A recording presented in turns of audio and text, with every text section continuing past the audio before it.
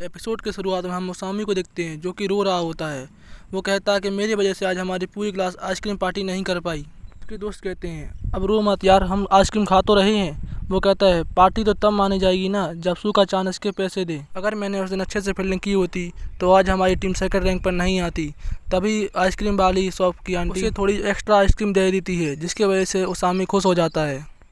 तब रेंतारो कहता है दोस्तों क्या तुम लोग आज फ्री हो। इसके बाद हम देखते हैं कि रेंतारो सभी को बागुरी और शिबारू से मिलाता है। अब सभी लोग एक एक करके अपना अपना नाम बताते हैं। तभी बागुरी कहती है मुझे माफ़ कर देना, मैंने अचानक तुम लोगों को यहाँ मिलने के लिए बुला लिया। तब वो लोग कहते हैं ऐसी कोई बात नहीं, आज हमारा स्पोर्ट्स फेस्टिवल था इसलिए हमारी जल्दी छुट्टी हो गई। इसके बाद बागुरी कहती है कि कल के लिए तुम्हारा शुक्रिया, और शिबारू भी उन्हें शुक्रिया कहती है। तो वो लोग कहते हैं अरे ऐसी कोई बात नहीं, हम खुश हैं कि तुम लोग घर सेफली पहुँच गए। के बाद बागुरी उन्हें कुछ देती है जिसमें बहुत सारा खाने का सामान होता है। वो कहती है ये हमारी तरफ से तुम्हारे लिए धन्यवाद गिफ्ट। वो लोग उन्हें थैंक यू कहते हैं। वहीं उसामी तो वहाँ पर रोने लगता है। उसामी बागुरी को थैंक यू कहता है और कहता है क्या मैं इसे अभी खा सकता हूँ। सब लोग सोचते हैं कितना ज़्यादा भुक्कड़ है। तभी शिबारू खड़ी हो जाती है और कहती है पिछली बार लाइब्रेरी के बाहर मैंने तुमसे बहुत बुरा व्यवहार किया था, इसके लिए मैं शर्मिंदा हूँ, मुझे माफ़ कर देना। तब उसामी कहता है इतनी पुरानी बातों को कौन याद रखता है, वैसे भी इस बात को 1 महीना हो चुका है और वैसे भी मैं इन बातों को ज़्यादा सीरियस नहीं लेता, ये सब तो मेरी रोज़ की बात है। तब साकू भी माफ़ी मांगता है और कहता है मैंने उस दिन तुमसे काफ़ी ज़्यादा उल्टा सीधा बोल दिया था। तो शिबारू कहती है अरे कोई बात नहीं। तब बागुरी उसे कुछ याद दिलाती है। तभी हम देखते हैं कि शिबारू भी उनके लिए कुछ खाने के लिए लेकर आई होती है। उसके अंदर बहुत सारी कुकीज़ थी जिसको देखकर सबके मुंह में पानी आ जाता है। वो लोग उनका धन्यवाद करते हैं और कहते हैं चलो आज तो हम कुकीज़ पार्टी करेंगे। तभी रेंतारो कहता है तुम लोग भी हमें ज्वाइन करो। शिबारू कहती है कि हम लोग तो क्यों हाई स्कूल से हैं, तुम्हें इससे कोई दिक्कत तो नहीं है ना। उसामी कहता है ऐसी फालतू बातों के बारे में कौन ही सोचता है। तभी आयातो कहता है कि रेंतारो ने हमें बताया था कि तुम लोग काफ़ी अच्छे इंसान हो। साकू भी कहता है कि अगर रेंतारो ये कह रहा है तो ये सही होगा। तब उसामी कहता है चलो इन सब बातों को छोड़ो, सब लोग दोस्त बन जाते हैं। इसके बाद वो सभी लोग एंजॉय करने लगते हैं और एंजॉय करने के बाद अपने घर जाने लगते हैं। तभी उसामी कहता है शिबारू मुझे तुमसे कुछ पूछना है। फिर वो लोग आपस में बातें करने लगते हैं। इन सब को देखकर बागुरी काफ़ी ज़्यादा खुश हो रही थी। तब चलते हुए रेंतारो कहता है कि पढ़ाई के दौरान तुमने मेरी काफ़ी ज़्यादा मदद की थी, तो मैं भी तुम्हें कुछ देना चाहता हूँ, बताओ तुम्हें क्या चाहिए। तब बागुरी शर्माते हुए कहती है मैं तुम्हारे साथ घूमने जाना चाहती हूँ। तब अगले सीन में हम रेंतारो को ट्रेन में देखते हैं जहाँ पर वो काफ़ी ज़्यादा नर्वस हो रहा होता है। तभी वहाँ एक कपल बोलता है मैं तो आज डेट के लिए बहुत ज़्यादा एक्साइटेड हूँ। रेंतारो ये सुनकर घबरा जाता है। वो सोचता है नहीं ये कोई डेट नहीं है, हम तो बस ऐसे ही घूमने के लिए जा रहे हैं। फिर रेंतारो ट्रेन से उतरती है, सोचता है मुझे इस बारे में ज़्यादा नहीं सोचना चाहिए। फिर वहाँ बागुरी आ जाती है। वो हंसते हुए बोलती है कि हम तो एक ही ट्रेन में थे। फिर वो रेंतारो को उसके साथ चलने के लिए थैंक यू कहती है और रेंतारो ये सुनकर शर्माने लगता है। इसके बाद वो लोग एक्वेरियम घूमने जाते हैं जहाँ बागुरी कहती है मैं यहाँ मिडिल स्कूल के बाद अब आई हूँ। और रेंतारो कहता है मैं तो यहाँ बचपन में आया था, मैं बड़ी मछलियों को देखना चाहता था इसलिए छोटी मछलियों को इग्नोर कर दिया था।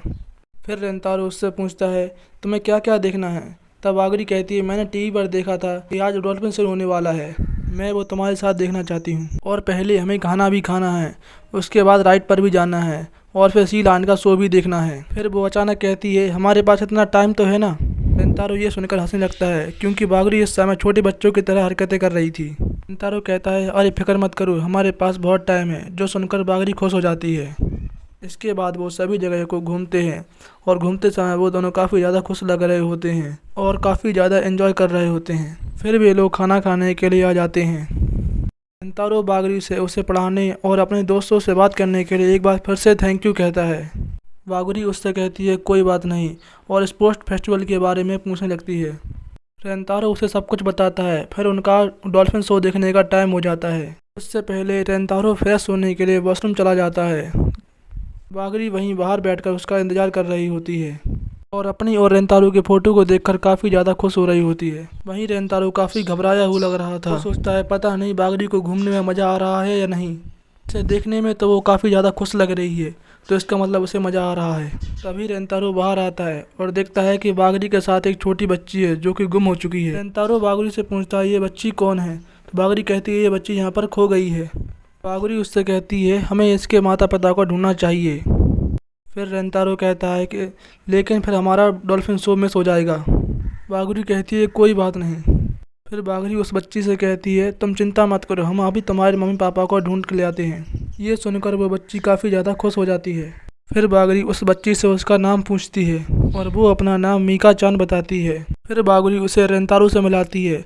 रेंतारो को देखकर बच्ची काफ़ी ज़्यादा डर जाती है। रेंतारो उसे अपना नाम बताता है, लेकिन बच्ची डर के मारे उसका नाम रेंट चान कह के बुलाती है। इसके बाद बागरी बच्ची को रेंतारो के पास छोड़कर उसके मम्मी पापा को ढूंढने के लिए चली जाती है। फिर वो दोनों वहीं बैठकर बागरी का इंतजार करने लगते हैं। वो बच्ची रेंतारो से कहती है, मुझे माफ़ कर देना, मैंने आप लोगों की डेट को ख़राब कर दिया। जो सुनकर रेंतारो शॉक हो जाता है। फिर मीका कहती है, मैं भी डंकी चान के साथ डेट पर जाना चाहती हूँ। रेंतारो उससे कहता है, ये डंकी चान कौन है, क्या वो तुम्हारा क्लासमेट है?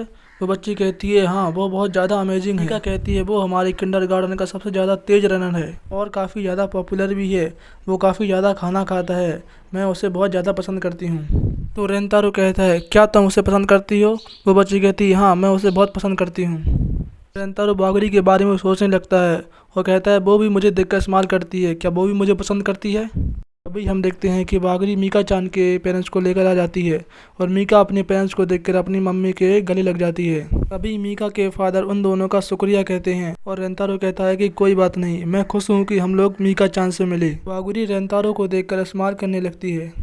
इसके बाद ये लोग वहाँ से जाने लगते हैं, लेकिन मीका चान रेंतारो के पास आकर उसके कान में कहती है, वो कहती है कि रिन चान और बागरी चान बहुत अच्छे कपल हैं। ये सुनकर रेंतारो शॉक हो जाता है और वो उन्हें वहाँ से बाय बोलकर चली जाती है। पूरी कहती है कि अच्छा हुआ उसके पेरेंट्स मिल गए और अब तो डॉल्फिन शो भी ख़त्म हो चुका है, तो चलो हमें घर चलना चाहिए। रेंतारो कहता है, अगर तुम्हारे पास टाइम है तो हम एक इवनिंग शो देख सकते हैं और बागरी इसके लिए तैयार हो जाती है। फिर हम देखते हैं वो लोग वहाँ पर डॉल्फिन शो देखते हैं और बागरी उसे देखकर काफ़ी ज़्यादा खुश हो रही होती है। फिर वो कहती है, जब तुमने मुझसे थैंक यू गिफ्ट के बारे में पूछा था तो मुझे समझ नहीं आया मैं क्या मांगूं। फिर जब हमने डिसाइड किया कि हम लोग घूमने जाएंगे तो मैं उस समय बहुत ज़्यादा खुश हो गई थी। फिर वो कहती है, आज के लिए तुम्हारा बहुत बहुत शुक्रिया।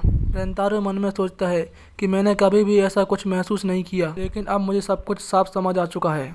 अब मैं इस एहसास को और इग्नोर नहीं कर सकता। लगता है मुझे बागरी चान से प्यार हो चुका है। और इसी सीन के साथ ये एपिसोड यहीं पर ख़त्म हो जाता है। तो मिलते हैं आपको नेक्स्ट एपिसोड में, तब तक के लिए बाय बाय।